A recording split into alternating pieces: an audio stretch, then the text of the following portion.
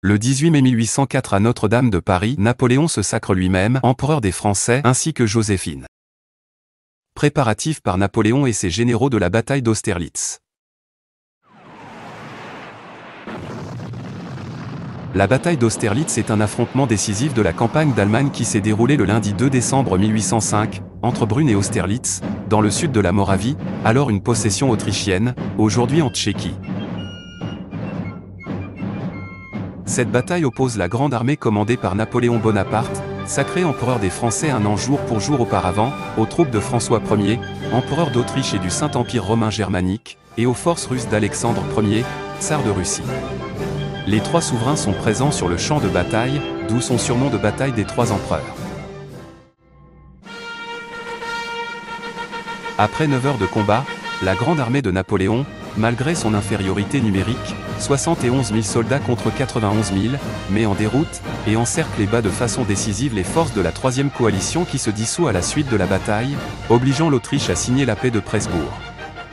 Outre son importance stratégique, cette bataille, la campagne qui l'a précédée, menant la grande armée de Boulogne-sur-Mer, Pas-de-Calais, jusqu'à Austerlitz, et les Russes de Napoléon, sont considérés comme un chef-d'œuvre tactique de Napoléon Ier, enseigné dans toutes les académies militaires au monde.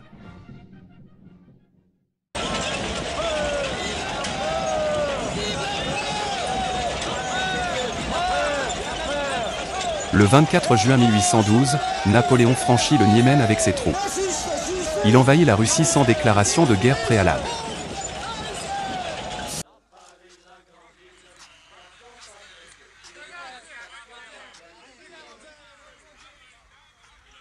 Il contemple le campement de son armée, avant la bataille. Jusqu'à la prise de Moscou, face à une armée impériale russe inférieure en nombre 392 000 hommes contre 608 000 Français au début de l'invasion, l'avantage est aux forces napoléoniennes.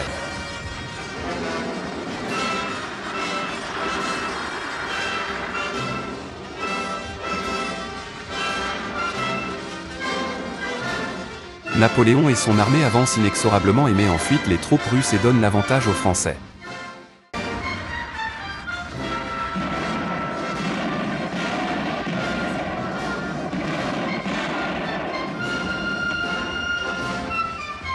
Désormais la voie est libre, l'armée française victorieuse s'apprête à rentrer dans Moscou.